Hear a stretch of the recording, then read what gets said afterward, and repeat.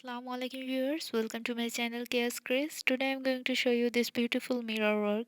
You can see it's very easy and very beautiful, I think. Before that, if you are not a subscriber of my channel, then please subscribe to my channel and don't forget to click the bell icon to get the notifications on time.